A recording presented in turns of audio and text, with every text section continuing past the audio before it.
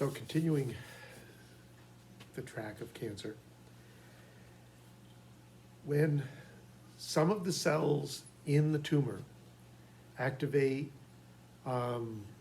pseudopods, right? Little crawly things that allow amoebas and white blood cells to move around. Apparently, activating a flagellar system that sperm would use, or a ciliary system that breathing lining tubes would use, I've never seen that activated in a cancer. Apparently, pseudopods are an easier thing to turn on. But some of the cells become mobile. In some cases, they become mobile by being, if they have access to like a drainage system or a fluid system, they may clumps of cells may float away.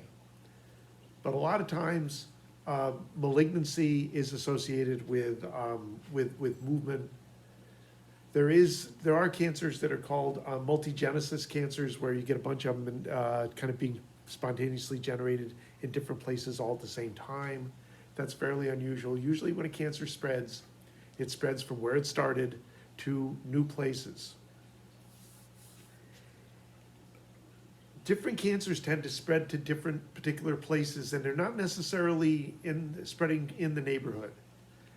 And it looks like certain cancers will prepare other sites for their clumps of cells that spread.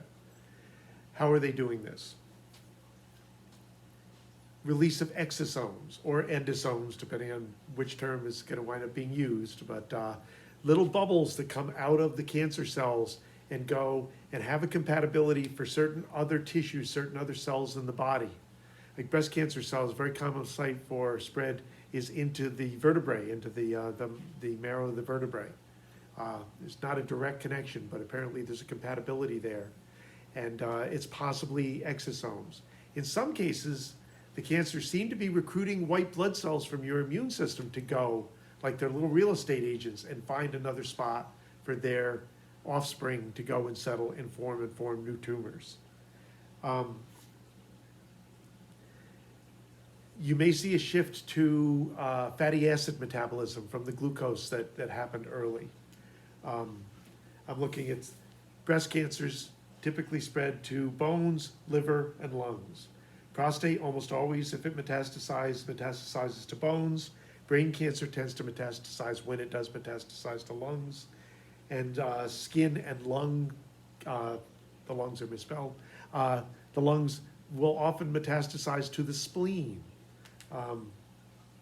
The cells have to separate out from the matrix of the tumor. They very often spread the same way that white blood cells get back around. White blood cells come out of your blood vessels in order to work the tissues and fight things.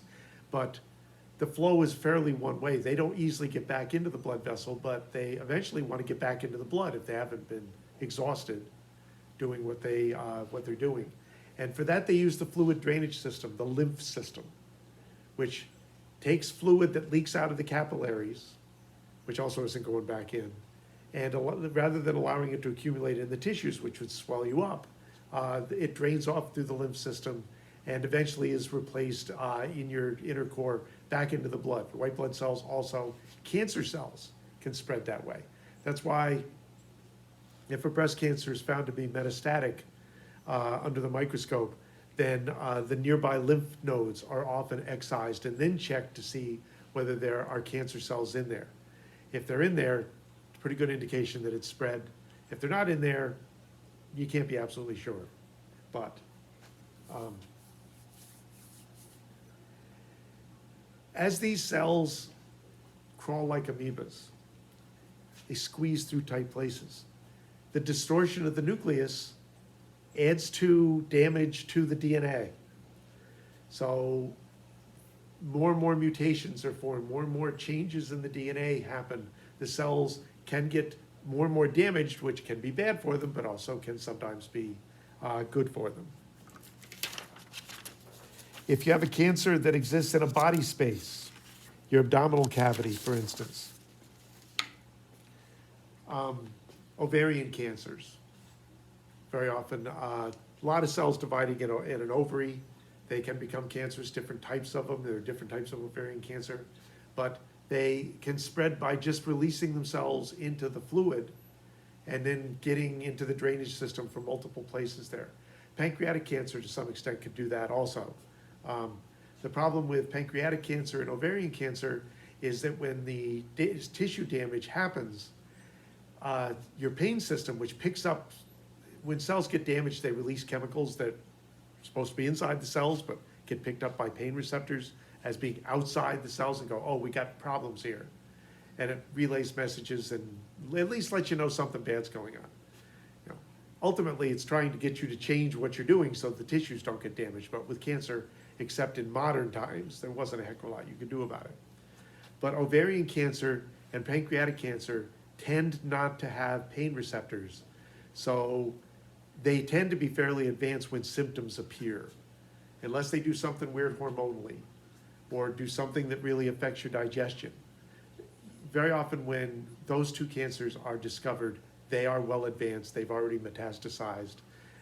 Your pancreas, you can't really, you could try to take out damaged parts, but you can't take somebody's whole pancreas out because you can't live without it. Ovaries, at least you could remove, but by then, the cancer's spread, so that's bad. Once it sets up shop in what are called secondary tumors, the cells at that point are pretty undifferentiated. It's not as easy anymore to tell, you know, okay, here's a cancer in your bone marrow. Oh, that was originally a breast cancer. That was originally a lung cancer. Not that easy to tell. These cells are getting more and more unspecialized as cancer cells. And as I said, you're getting convergent evolution, where a lot of the same alleles are active, or these things wouldn't have gotten to this point. Okay, that's a little bit. You know, metastasis is in some ways a fairly limited subject, so this is a fairly short video.